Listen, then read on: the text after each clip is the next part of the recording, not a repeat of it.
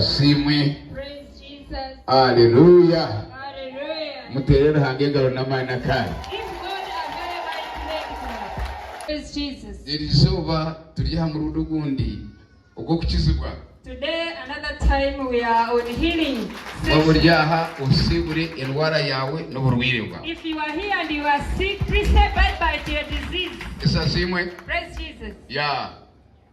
Tibiri tukabanza n'imirundi ibiri. We began with 2 times. And we added more 2 times. Now that 2 more added times. We are going to do 1 and then the next Sunday will be another one. Don't refuse to come. As I always tell you, God works at the last moment. A last moment. Those who don't reach the last moment, most of the time they don't get what they want.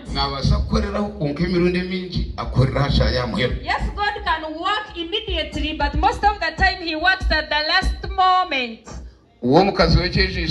akaba yahwira amasuku umbafumu yagireyo umbashaho yagireyo ishaha ya muheru yabiri yahwira amasuku ruho yakwatira hari yasakacira. A woman with an issue of blood had lost all hope, had gone to the medical doctors in vain, to which doctors in vain, but at the last moment he was healed. Muhara wa Yairo, a Jairus' daughter, who was 12 years old. 12 years old.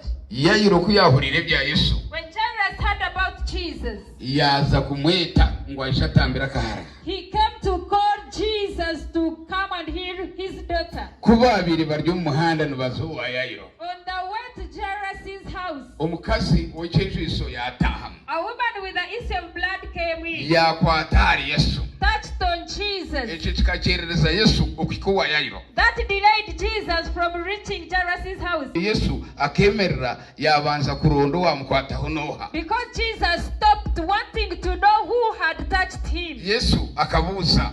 Jesus asked, Noha uwankwataho. Who has touched me? Abantu bakagamba buryo mwe bakakwetorora. One by one they all replied him. Ekyo kyakyerereza Yesu okuzowa Yairo. That delayed Jesus from reaching Jairus' house. Yebuze Yairo akaba natekateka cyeshahe. Ask yourself, what was Jairus thinking? Hati yaza kuyetera umushija babaryo muhanda nubazowe umukazi yaguruka kuri yabitaha. He had gone to call Jesus. On the way back home a woman also came in. Kunogira ngo akabari abantu abahati abishemwe bahati akanaza kutongana ne wayaseruko. If Jairus was like the blessings of today, he would have quarreled.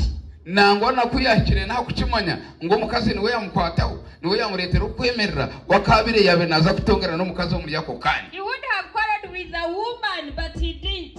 Akabire yatongini ariko gambe hati niwe nayetera Yesu. Yesu yanazo wanje iwabitaha mota waguruka nkai abakino taho program zanje. I've called Jesus by myself. Jesus was heading to my house. How have he intervened in my programs? Isashim. Praise Jesus. Kwa Yairo akabamugumisiriza tutukurebana nagaho kigambaho. But Jairus was so patient. He couldn't say any word. Umukweje soku in this teaching, ningambiriwe. I'm telling you, wale bahagira bataho mu program zawe. When people intervene in your program, ikakutonga don't quarrel. Hakubara hangana amanyicyo kwetanga. Because God knows what you desire. Isashim. Praise Jesus. Hallelujah. Abantu bano baza kutahataho mu program zawe. People will intervene in your programs. Isashim. Amen. Burisha bikoremesa bibaho. Yes, they are hindrances. Ebikuremesa ngo tahika hariyecho ekyogendere kwikaho. Hindrances to hinder you from reaching what you have desired to reach. Nango nabantu abarukuremesa abandi nabo babaho. Even there are people who hinder others. Nubakerereza kuko tubarukuzibira ruhanga ecyamarire gukora. Yes, they delay, but they don't stop what God has determined to do. Isasimu. Praise Jesus. Yayiruwe akaguma yemeri. Jairus kept standing. Umubagambire we taragambire. He didn't say anything. Taragira kutongana somukasi. He didn't quarrel with the woman. Abantu nabari umukarisa nayitongwita natongana niyo shongere misebyo kutangaza byabamwe gukorwa. You find someone in church quarreling, complaining, and it is becoming a hindrance to your miracles. Yayiro wabira yeretire Yesu baryo muhanda bazoweye umukaza katahamu tukaretera Yesu kwemerera Yayiro akehunamira. Jairus, who had called Jesus by himself, and the woman with the issue of blood intervened, but Jairus never quarreled. Kuyabire ariyaho bariyene babuzana Yesu arena babuzana bono bagarakamu. When Jesus was asking them and they were replying, Yesu yagira ati Jesus looked through them. Who has touched me? Who has touched me? Who has touched me? Who has touched me? Bariya bagarakamu. They replied one by one. Noreba You see, abantu people nibamegana are crowded obuza and they are asking, who who has touched me? I will read it to you. I'm doing the interpretation. Yes, Ashim. Praise Jesus. It took time. And the woman gave the testimony. Because we see the history of the woman. If he didn't give the testimony, the history of that woman, we would not have known them. The woman said, I'm the one. I had an issue of blood for 12 years. Suffering. But when I touched you, the blood stopped. Jairus was waiting. He would have quarreled with that woman. But Jairus akabarika mushisho turuze. Amen. If you want to be a victor, please be a brethren who is gentle. God wants brethren who are humble. Abatarukubana n'ubugabe bwabo kureka bakwirekera ruhanga akareba kubanye igisibizibwa we ruhanga karagaye akabana we yakora. Who don't fight for their rights but leave everything to God, and God intervenes in their issues. No base kumbuzo techo wachihaye. You might ask me, where have you gotten that? Garero teko byawe nyuma uwa Yusufu hariyo mundagane kurorebe. Think about Joseph in the OT. Bakuruye bakamuguza bamuhamu n'obusente babubagana tindi kureba Yusufu na yetongwite. His brothers sold him, they got money from him, but Joseph never complained. Apana. No. Parawe yetongwise kitwereke tujya bashoma ba Bibiliya tukishomera. If he complained, show it to us. We are Bible readers. Let us read it from here. Kureko warugireyo nomwe omurubo ababene benda kumwita murumuna wabo ndijo niwe yarugireyo wabira ryo mukakungu kariya akagira tapana tutamwita reka tumutonde. One of his brothers said, please don't, we should not say kill him, but rather send him into slavery. Joseph, they stripped him off. And they put him, they threw him in the pit. He kept quiet like a sheep to be slaughtered.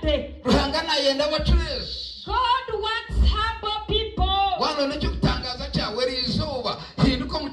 If you need your miracle today, be humble.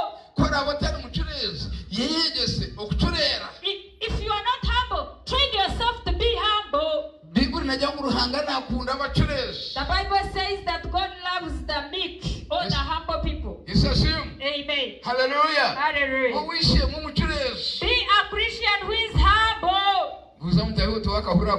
Ask your neighbor, have you heard that? Have you heard that? Praise Jesus. Should I tell you something? During the time of Daniel, God would have come out long time ago. God would have intervened. kareka bamuhise n'umucina batawe n'ikibare yabesiga bakitaho ariko bareba. But God left Daniel to be thrown into the den of lions. Nangwa n'umucina kararayo. And even Daniel stayed the whole night in the day. Karara bumbirwa kanwa marika jibumbira kamwita kubasa kwasha. But the angel shut the mouth of the lions. Ni warwe china echembera echona jirwemu ekiri hagari naza kohereza marika we akakwihamwera izoba. There is the pit of situations in which you are thrown in, but God is sending his angel to pick you out of the pit. Should I show you others? Shadrach, Meshach, Abednego bakabataho inama imbibazi cuma bazi bacumira bazicyamwe bakorana minati. They plotted for them and they did a minute. Praise Jesus. Hallelujah. Hallelujah. Baba kirisa babanagaje mu kikomi cyo mu rugo rukubuguma. They threw them into the blazing furnace. Hariho umuntu arikunaga mu kikomi cy'ikubuguma. There is when someone throws you into the furnace.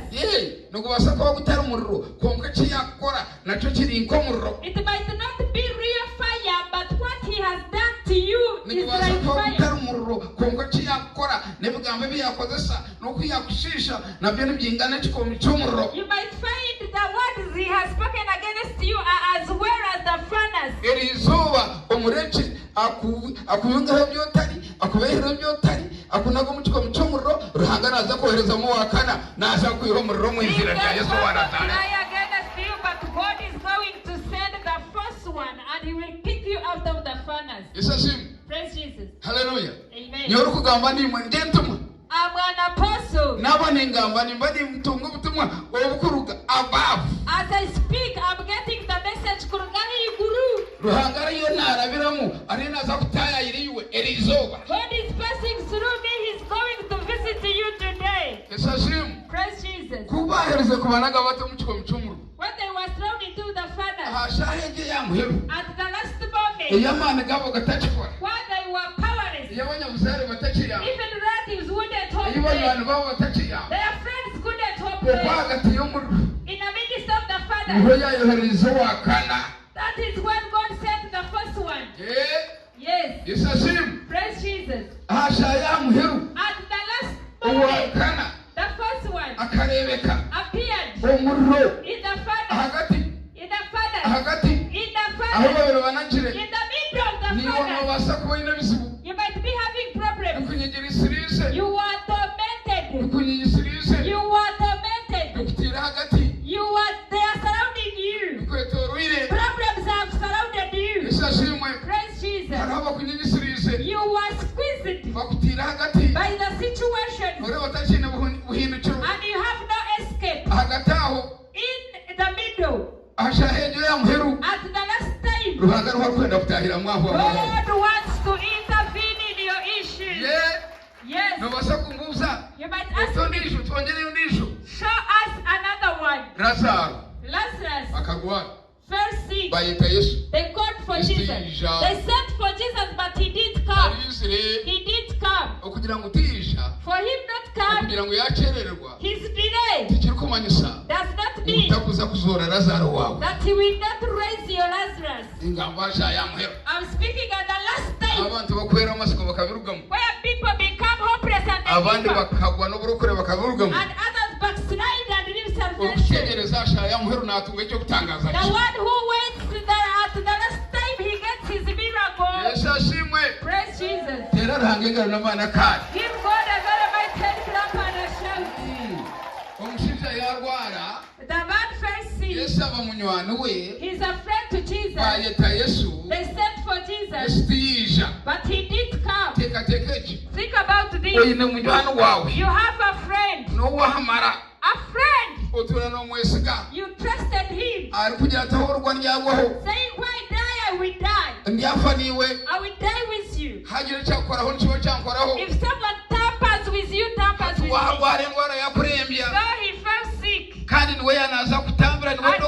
He was the one to heal you. He was the doctor. But he refused to come. Can really that person be his friend? That is Jesus. Even though he does not come,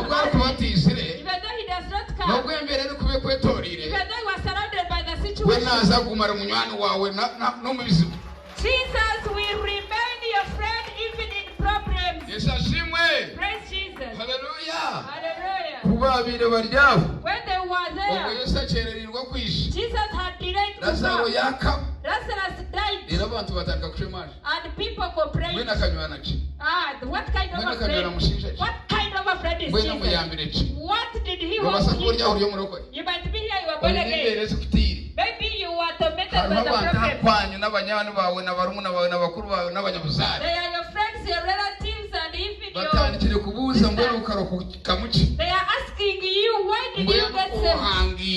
Now you are late for marriage. Now you are going through this problem. Now you are suffering this. Leave them to speak. Leave them to speak. They will keep quiet in the name of Jesus of Nazareth. Yes. Yes, praise Jesus. The mouse they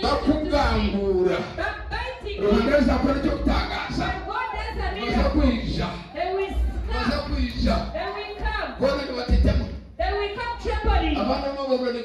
They will come trembling. They will come and say we prayed for you. Others will say we fasted for you. You said them take you, give them tea and bread and let them enjoy. And yet they were the ones hindering you. When God does it, they will come support you. Obushisha Awagara. Obushwit. Woman. Obukazwit. Hey. Yes, I see. Praise Jesus. We prayed for you. We fasted for you. Tukakushabira. And yet they backbited. They were hindering you. Hey. Yes, I see. Praise Jesus. Kubaherze kuzikaraza. When they buried Lazarus, the first night, Jesus didn't come. Second night, Jesus didn't come. Third night, Jesus didn't come. Fourth night, they were just finishing the fiddle. They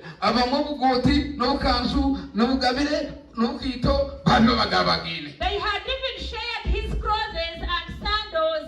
When they were going, just reaching above the compound, others were going to take his clothes. Jesus came from above. Jesus came. He came and he came in that corner. These feeder roads that meanders. And then he passed through the first corner. He passed through the second corner. He passed through the second corner. And the clock was released. He passed through the second corner. And the cross was swaying. One of the sisters of Nazareth met Jesus as if you were here. Our brother wouldn't have died. Meaning that, why have you come? Where are you from? Why haven't you stayed there? It was likened to that. Praise Jesus. Hallelujah. Hallelujah.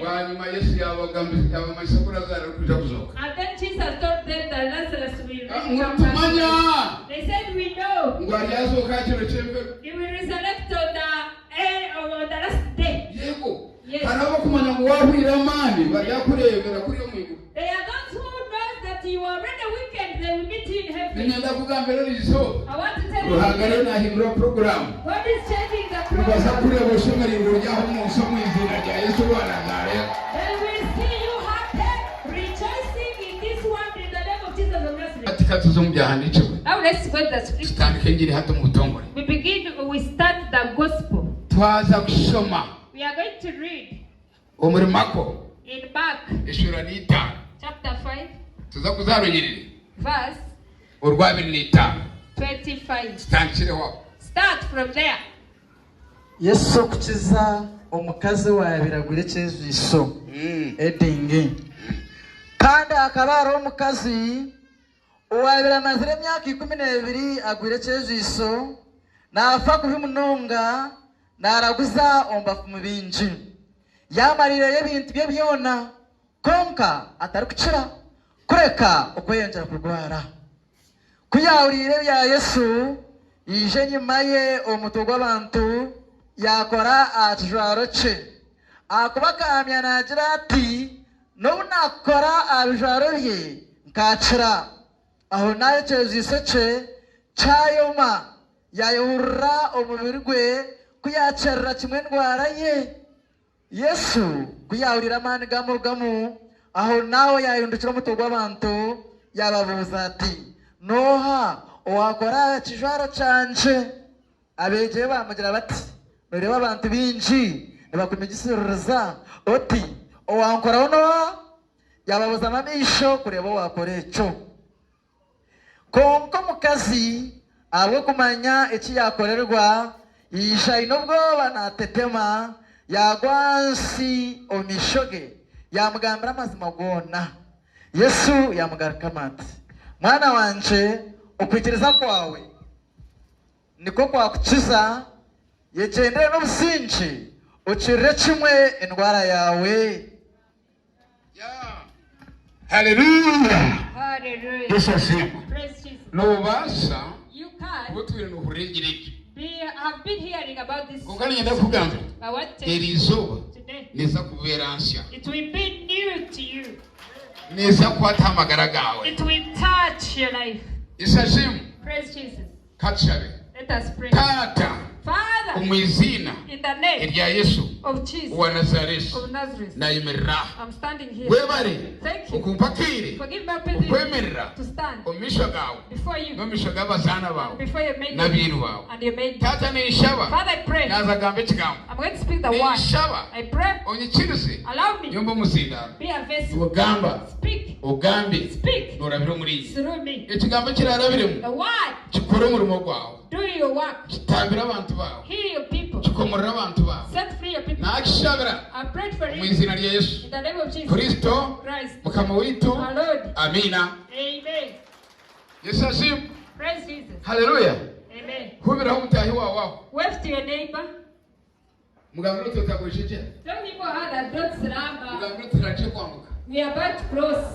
Mugambiro tuje mu rugendo. We are on a journey. Yesu asifiwe. Praise Jesus. Hallelujah. Amen. Arukinze cyane neza Something I was ukabubire nesha. because of time. Tinda chikora. I will not do it. Fureka bisa kumwereka ukina bareba sakuchikora. I'm going to show you how I was to do it. Hati Now, ahagataha. here Hakari umushinja wa kweta Yesu. there was a man so called Jesus. Omurubashu. Surrounding Mwetorura. all over. Bakabarya abandi bantu. There were other people. Abamwe bakabarya ntumwa. Others were apostles. Abandi bakabisire kukizibwa. Others had come for healing. Umukazi. A woman. Umugece kibina. In that conversation, Wakabatarimu. she was not there. Isashim. Praise Jesus. No basako waburya. You might find you were here. Obundi abantu benda kukizibwa wabutaru. Maybe among those who wanted to be healed, you were Nigenda there. kugambira nasa kumarira. As I come to an end, Yenyigo. squeeze yourself here. Yenyigeho. Squeeze yourself. Urebe ngo wakakucyane ngo kukizibwa kwawe. Make sure that you capture your healing.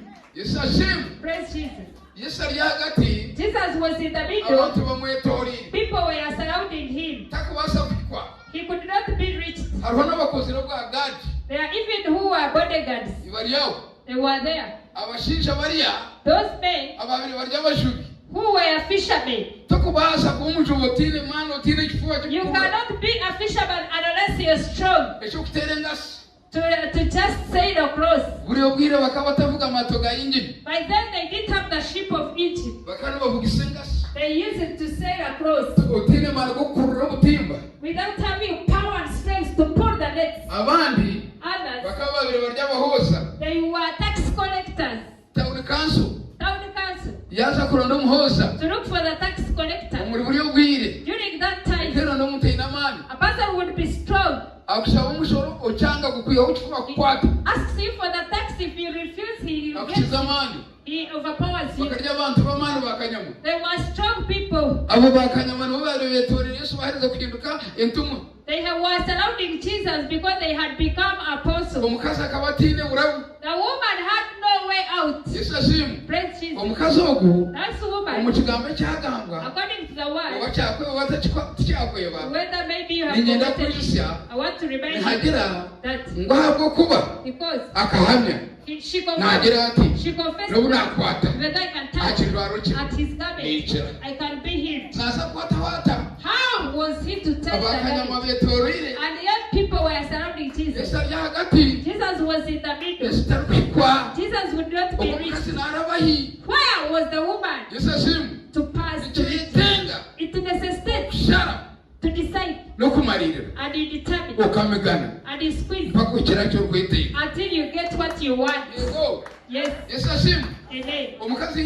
The woman came trembling. She came trembling. She came trembling.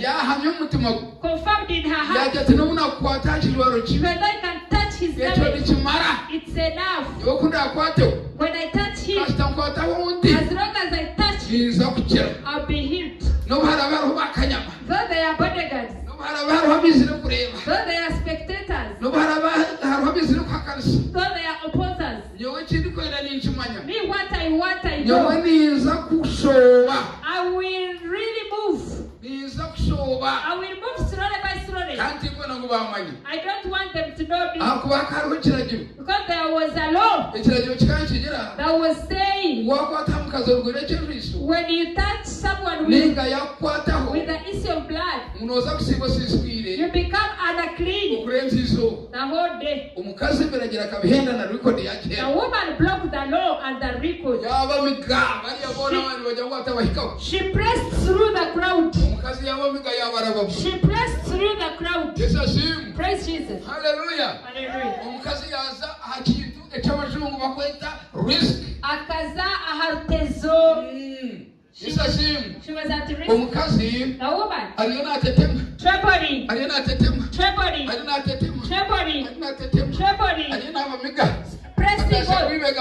Pressing through.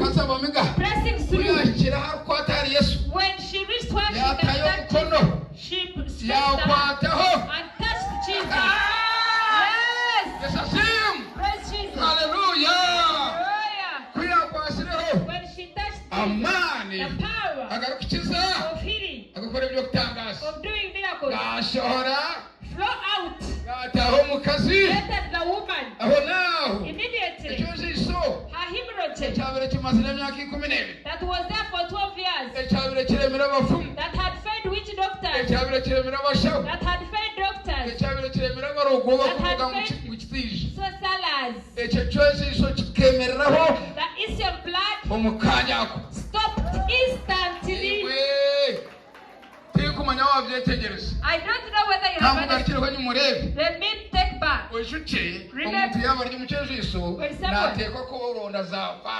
Must be having pads because she was having an issue of blood. Have you heard that? 12 years. Where did she get the pads that she used?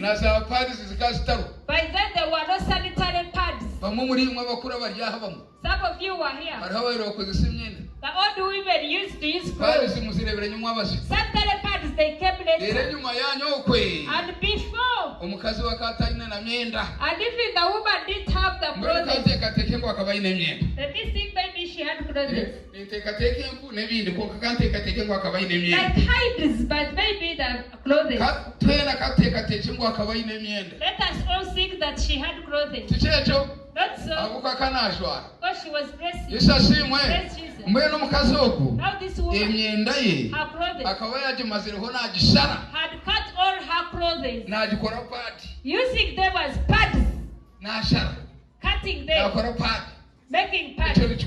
That was what. And he would really use them and really dump them and he used the other clothing, throw them off. He remained with one cloth, picked it from the wire, put it on, going to look for Jesus. She heard about Jesus, what he does. She went to look for Jesus, for her to be healed. Praise Jesus. The one cross she had remained with, to go and look for Jesus. Nuko kumegana kamukwata. She pressed through the crowd and touched Jesus. Yesu asimu. Amen. Nuko Yesu akikemerera. Her hemorrhage stopped. Hallelujah. Amen. Yesu asimu. Nuko Yesu kuramana gamurugam. Jesus felt power getting out. Kuya kure gamurugam. When power got out from him, he asked, no ho ankwata. Who has touched me? Peter tapana. Peter said no. Idishika ryo turi wa murebeza tapana. Judas said no. N'abana babiri mukirwa apana. And others said no. Cyo nasho no kibusa. Are you asking? Nore abantu bona bari bamigisiriza. People are many, they are pressing towards you. They are pressing towards you. And you are asking that someone has touched you. Jesus said no. There is someone who has touched me. Praise Jesus. Hallelujah. Amen. Today I request your face. Let it rise. Let it rise. Attach Jesus. And he intervenes in your situation. Hallelujah. Amen. Praise Jesus. You are asking someone has touched you. Jesus said no. Someone has touched you. The Bible tells us that woman, when she knew that it was from Jesus, she told him, I'm the one here. I'm here. And as I'm here, I had an issue of blood. Of saying when you touch someone, he becomes a king. I've passed through them. I've passed through all of them. I pressed through. I pressed through all of you. And even you, Jesus, have touched me. Jesus. Hallelujah. Amen. Tell your neighbor they are lost. But you must bless. If you want your miracle, they are lost that you must bless. Amen. They are principles of the world and principles of heaven. Moses going through the Red Sea. It was not a simple thing. While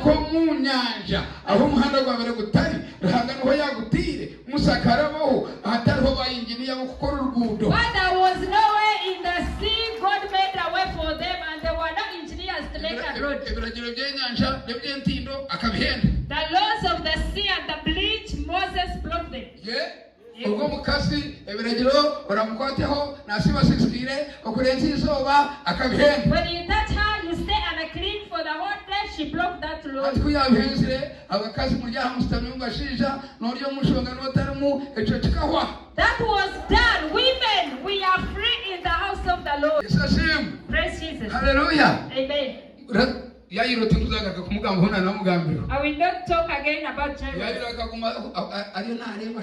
Jairus kept quiet. Why did she? How has she intervened? I'm the one who got killed. How come that she has come? She didn't say anything. He didn't say anything. When Jairus was there, message from Jairus' house was brought by his servant. Was saying, why are you tiring the master? Your daughter is dead. Such a news.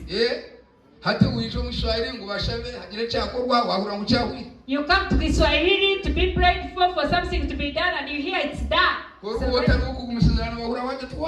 already finished. And here you make an alarm. And if you are patient, you just get out. And you even throw yourself in a pit. Hallelujah. News came. Jairus. Now. Why are you tiring the master? What he wanted, it is finished. The daughter is dead. Why are you tiring the master? Praise Jesus. Hallelujah. Amen. They told Jesus. The Bible says he didn't mind about what they said. If you want to overcome, don't mind about the words of men. People will discourage you. People will discourage you. They will destroy your face. People will stop you from reaching your miracle. If they had said that, then speak. The question. Yes, they have spoken. But what is God saying? Let me tell you what God says. The one that says it's impossible. God removed it from his dictionary and his constitution. What is in his dictionary? Says everything is possible unto the one who believes. Everything is possible. Meaning that the one who does not believe, it is impossible. The one who believes, it's possible. Should we read Mark chapter 10 from verse 20?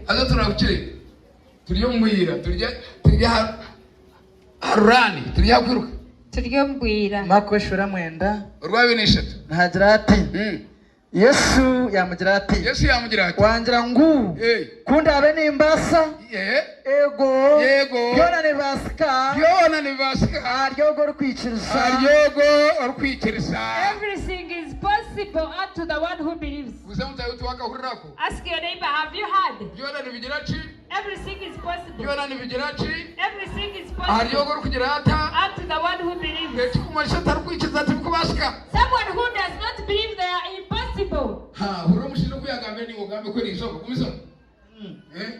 Yesu yarebere akabirnena aho nawishe w'umwana yagamba munonga ati ninyikiriza onchiza butikiriza bwanje erizo bagambira Yesu akukize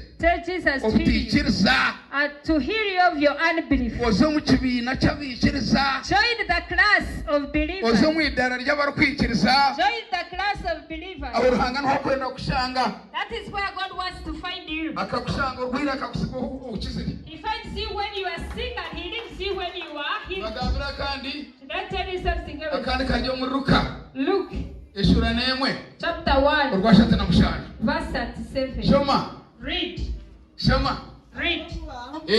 Ahabwo kuba karekere maruhanga. Ahabwo kuba because tihariho nothing is impossible unto God. Which doctors fail? God cannot fail. That one. I'm a witness. Night. For those who were present, you saw her. They brought her there at the doorway. The usher stopped her from coming because she was smelling. She was about to die. And they laid her at the doorway. At the end, they said God hired room. She hired a room up here. I would go there with my wife and pray for her. The one who was not walking. She was not able to walk. But she was able to walk after being prayed for. Didn't you see that? I said why it was what for those who saw it, you are present. For those who saw her, you are here. That is the final and true testimony. It is a true testimony that is undoubtable.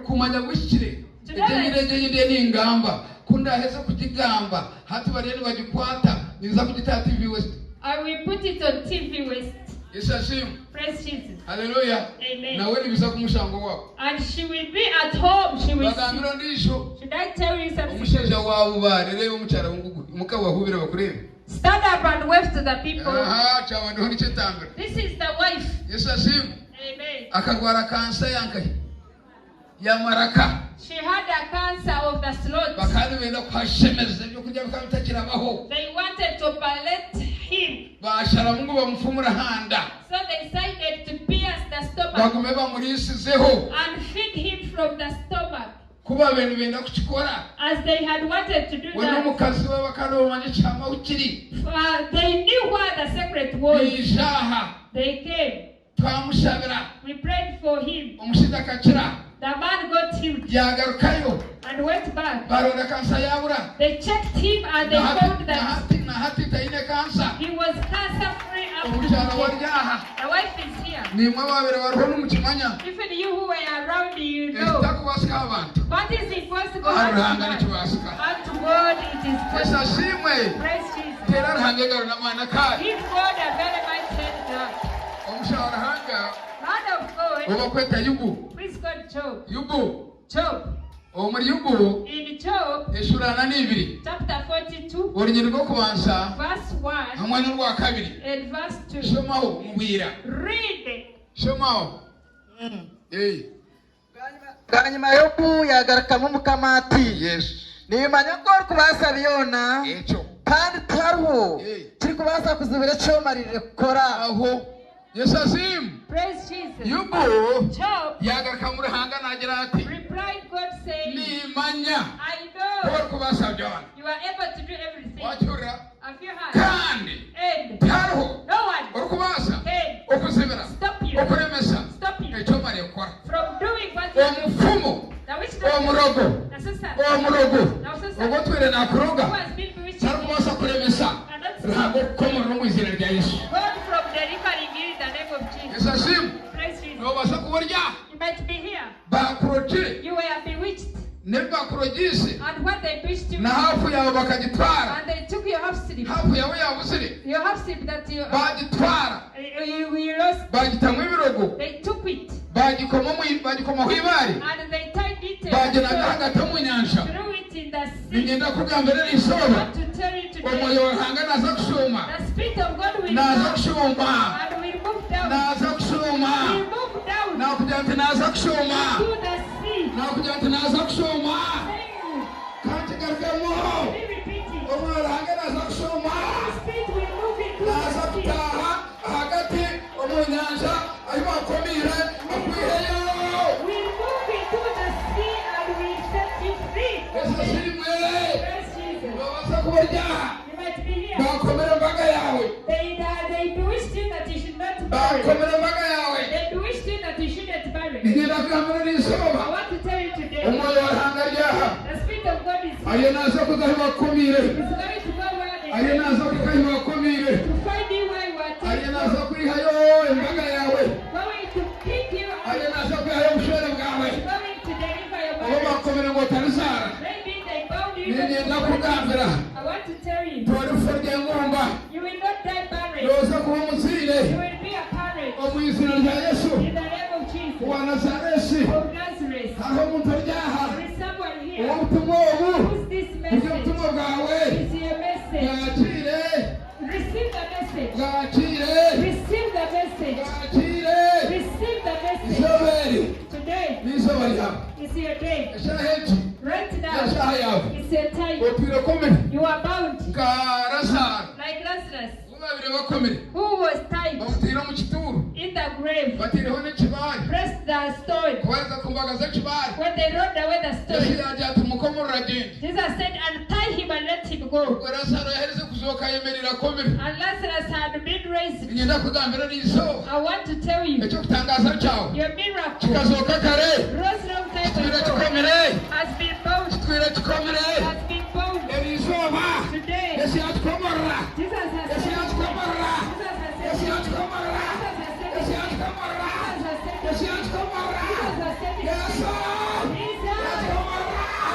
hari umuntu wakomoroka hari uwakomoroka reka inde muri no komoroka inde muri no komoroka hari uwakomera ngo utarishwera hari uwakomera ngo utarishwera erise wakomoroka erise wakomoroka erise wakomoroka erise wakomoroka wakomoroka wakomoroka wakomoroka yesu yachikora Jesus has done it. yesu yachikora